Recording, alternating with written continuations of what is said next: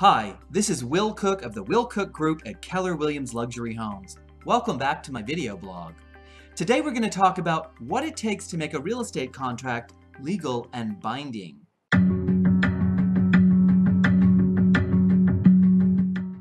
Today we're going to talk about what it takes to make a real estate contract legal and binding. But before we get started, I'd like to bring your attention to a couple of buttons on the video blog. If you're a buyer, click Search for Homes and we will send you a list of homes based on the criteria that you select. If you're a seller, click Free Home Value Report and we'll send you a snapshot of today's value of your home in the current market. Now back to our topic. All offers to purchase real estate should be in writing. An offer doesn't have any teeth unless it's in writing, and most sellers won't respond to a verbal offer.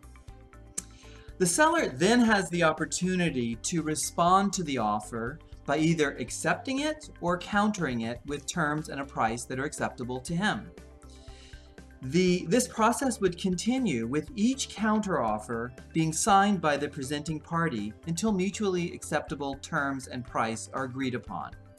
If there is no agreement, then the contract falls apart. So in general, the offer becomes a contract on the date that both parties have signed. And once this happens, the contract is binding for both the buyer and the seller. The contract is one of the most important steps in the home buying process, as it clears the way for both parties to begin the transfer of property. It means that the sellers can begin planning their move out and the buyers can work with their agent, lender, and escrow company to get their ducks in a row for closing. Of course, just how binding the contract is depends on the details of the contract itself. Some contracts may have contingencies built in. Typically, a buyer's agent will try to build in as many contingencies as possible into the contract to keep the client from being tied down in case something unexpected comes up.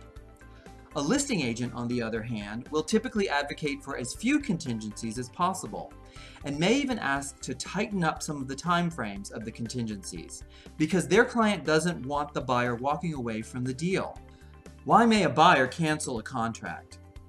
One of the most common reasons that real estate deals fall through or fall apart is because of financing, or specifically a buyer's inability to get financing from their lender.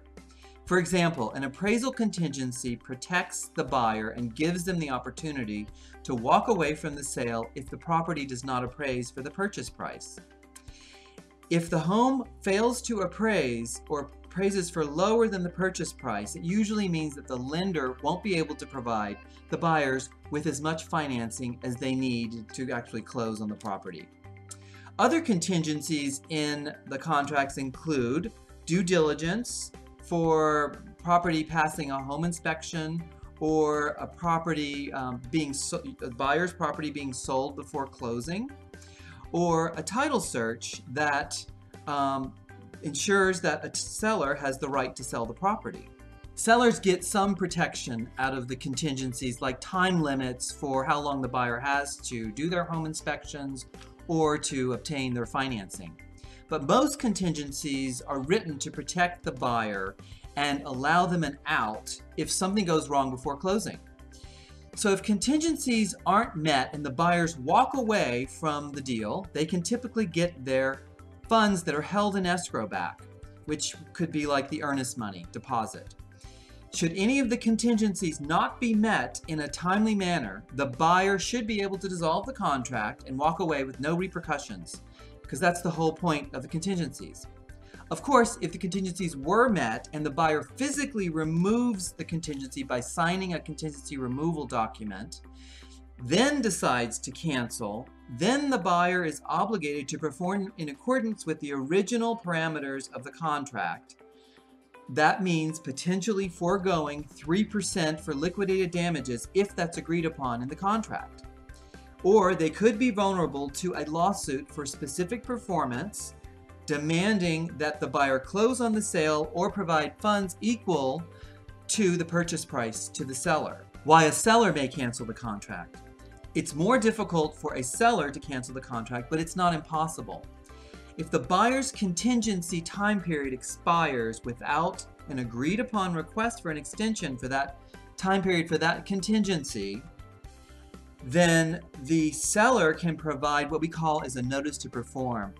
And the performance is to specifically remove that contingency within a certain number of days specified in the contract. If the buyer does not remove the contingency, then the seller can unilaterally cancel the contract. Now, it is more typical for a buyer and a seller to work out an extension of time for that specific contingency to be removed, but let's say that the seller has a higher backup offer, and is looking for ways to get out of the contract with his initial buyer. So this is why it's always important for us to respect the agreed upon timeframes for contingencies in the contract, as time is of the essence, and it should be respected by all parties and their representatives. Thanks for watching. If you have any other real estate related topics or questions that I can answer, please give me a call or send me an email, and I'd be happy to make a video about it. Again, thanks for watching. See you next time.